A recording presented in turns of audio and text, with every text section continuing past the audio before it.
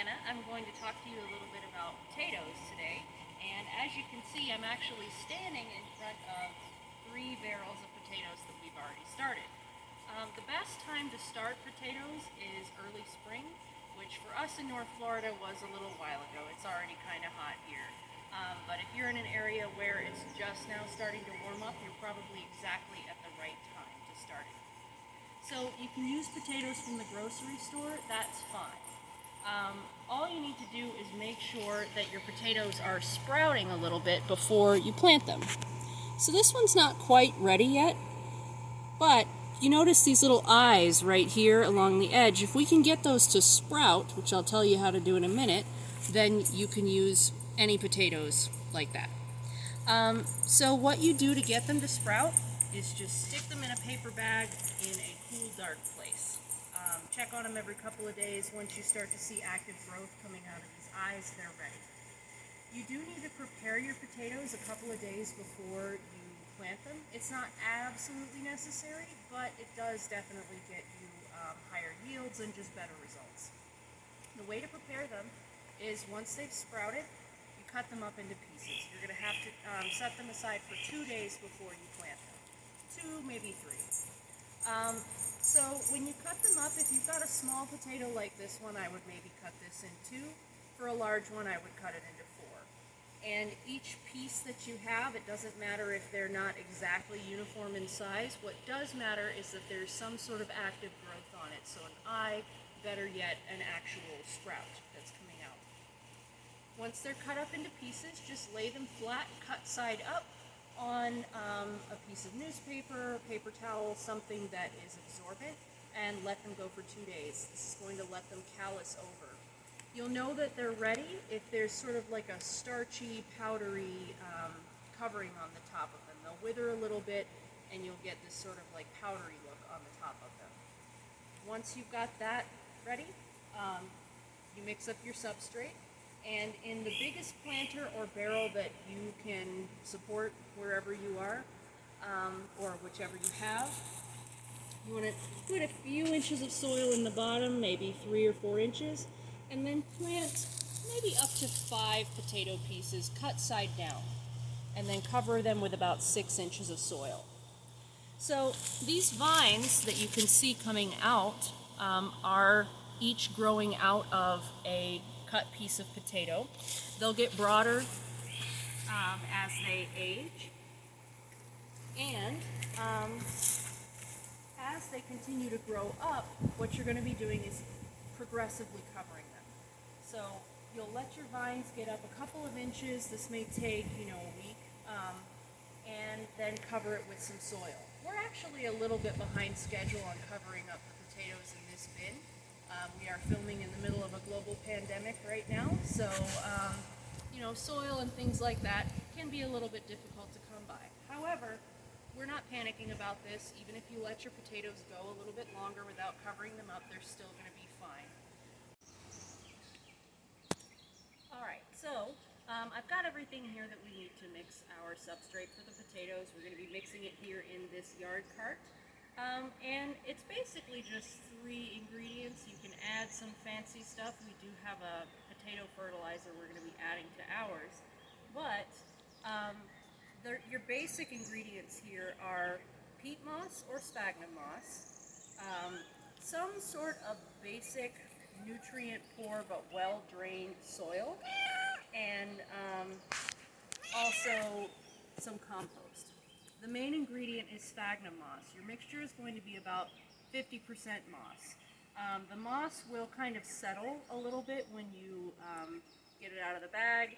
It might have a lot of dust, so be careful not to breathe too much of that in. And then it's going to be 1/4 soil and 1/4 compost.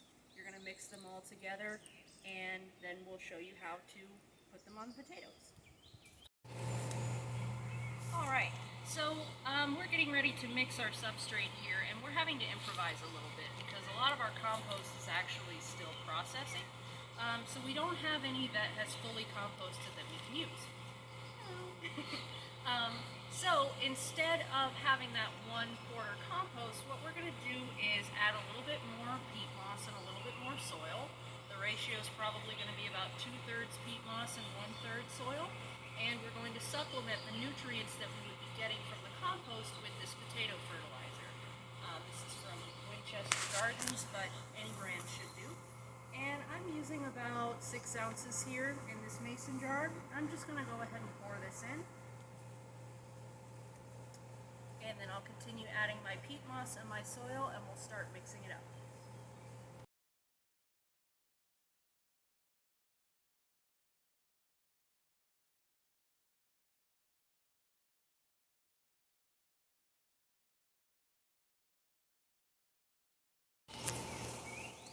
Okay, so now that our substrate is completely mixed, and a note about that, if you have any like sticks or anything that were in your soil that you got, try to pick those out if they're too big. It's not going to hurt anything if there are some little twigs and stuff in it, but you want it to mostly just be the soil and the substrate mixed. And if there are any large clumps or anything, try to break those up as well. And then after that, all you're going to do is cover up your plants. So you want to wait until your plants, till the vines coming out of your pot are maybe 5 inches long or so. We actually waited a little bit long to do this, but now that we've got everything mixed, we're just going to go ahead and cover these up. And what you want to do is cover up the plants all the way up to the very tip of the leaves. And periodically what you'll do when you put in a scoop of dirt like that is if any vines start to fall, just pick them up, lightly shake them. The goal is to keep these in the end with as many of them up out of the dirt as you can. If a couple of the shorter ones get covered, that's okay.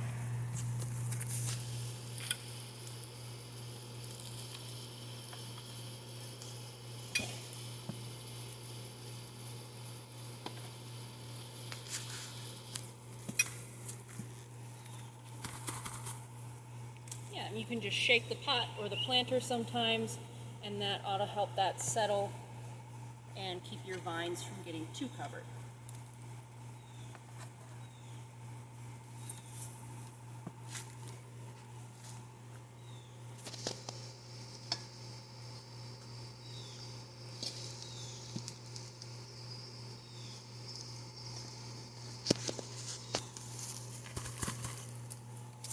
Once you feel like you're ready to move on to your next pot or to be done, you just want to lightly shake the leaves a little bit so that that dirt falls off of them and back into the pot.